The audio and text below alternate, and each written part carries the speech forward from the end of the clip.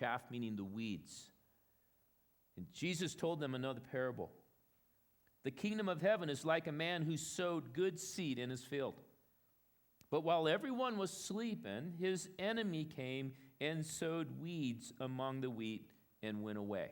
Now catch that. His enemy came. When the wheat sprouted and formed heads, and the weeds also appeared, the owner's servants came to him and said, "Sir, didn't you sow good seed in your field? Where then did the weeds come from?" "An enemy did this," he replied. The servants asked him, "Well, do you want us to go and pull them up?" "No," he answered, "because while you are pulling the weeds, you may root up the wheat with them. Let both grow together until the harvest. At that time, I will tell the harvester, 'First collect the weeds and tie them in a bundle to be burned. Then gather the wheat and bring it into my barn.'" Now, what I have found over the years in ministry is it's very common, very regular, that you always find a Judas in the crowd. No matter what kind of gatherings I've been in, it seems like there's at least one that raises up his head.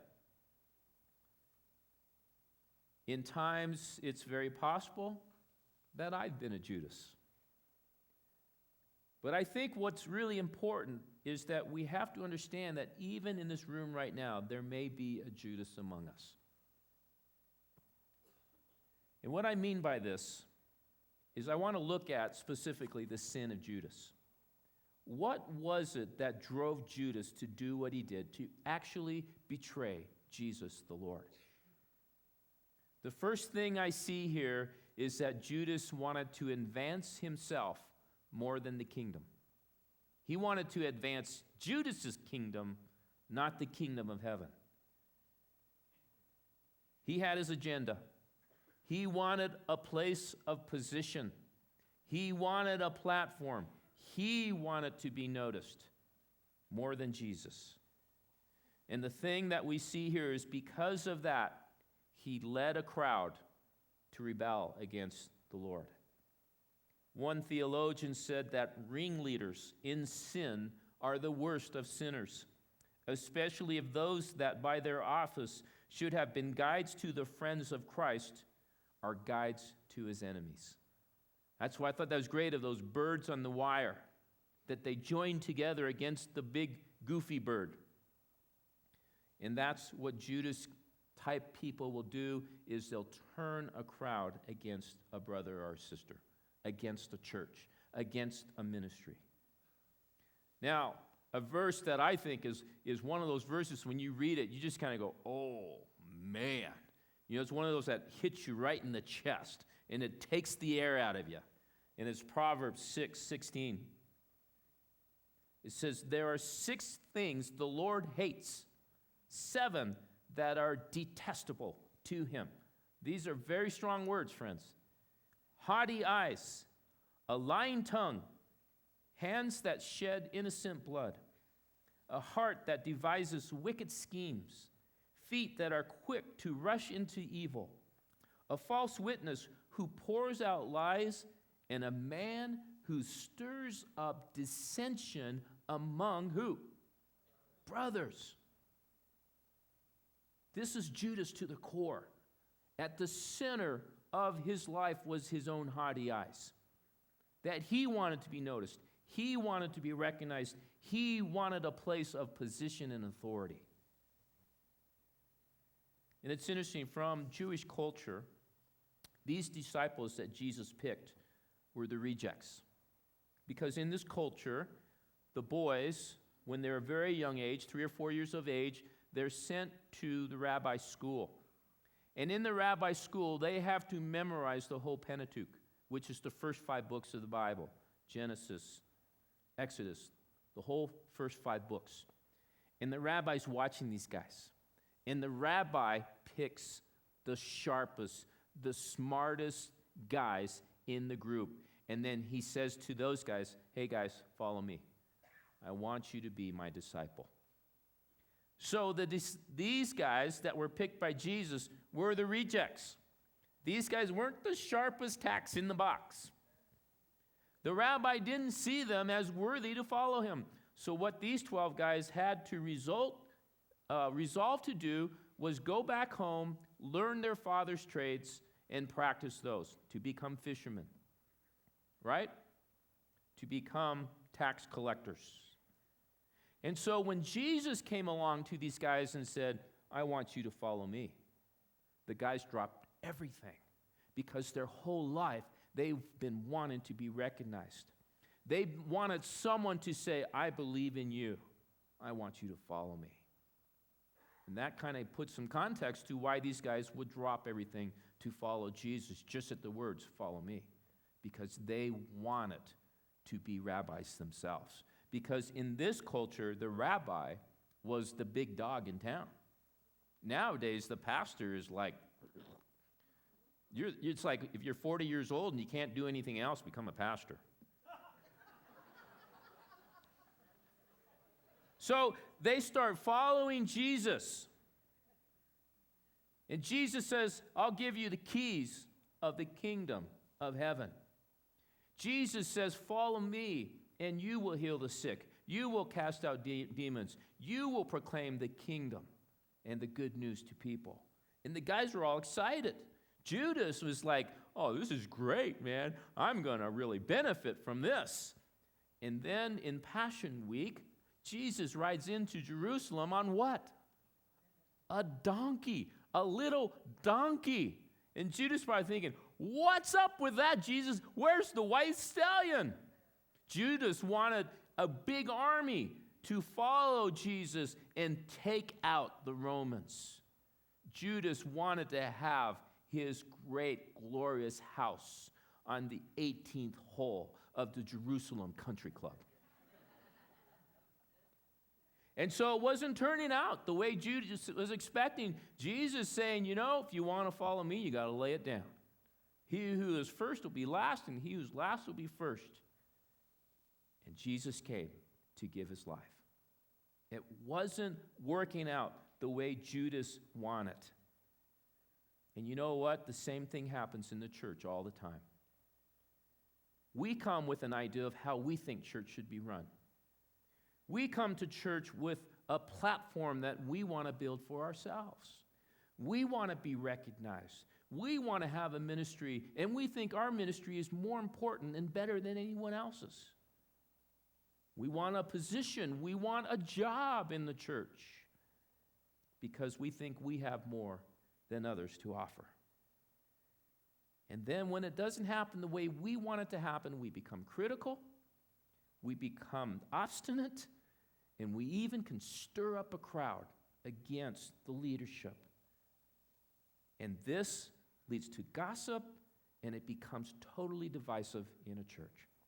Now, I'm not saying this is happening right now, okay? This is just a warning of what can happen. And we've seen it happen in a number of churches. You go to any town in the U.S., in the world, and you'll see that that's happened in those churches. Now, I looked up gossip. Gossip means conversation about the personal details of other people's lives, whether rumor or fact, especially when malicious.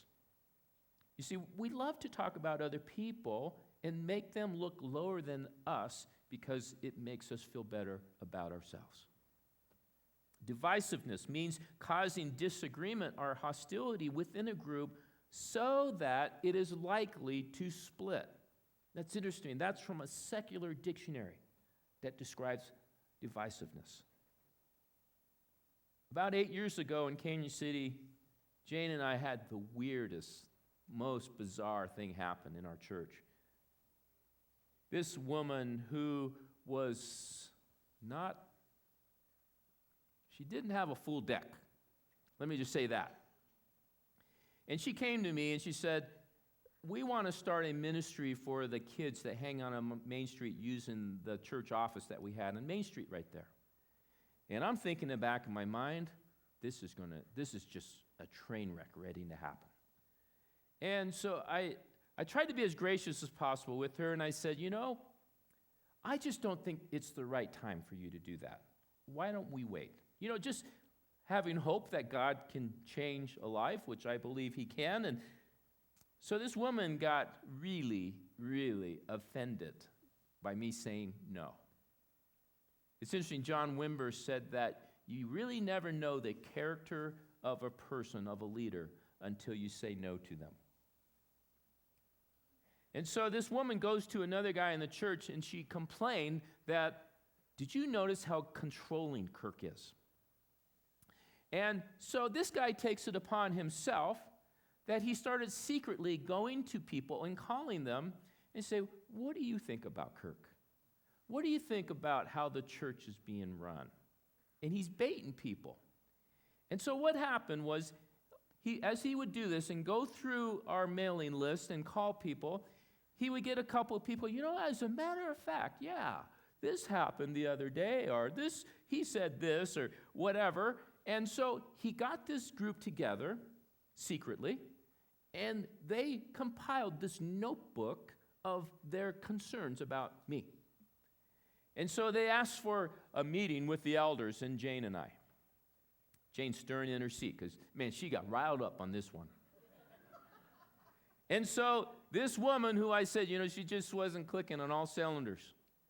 She had in this thing a prophetic vision that she had in a dream that Kirk was sleeping with his next door neighbor and she was a witch. And so all these people going, yeah, he's doing that. We got to let the elders know. And then Jane and I had enclosed the back porch of our house with some money that we had saved. And so they said, he's probably using the church's money to do that. And so they go, yeah, he's not using our money appropriately. And so they got together and they met with us and they started throwing out these accusations. And one of our elders is one of those guys you do not want to get sideways with.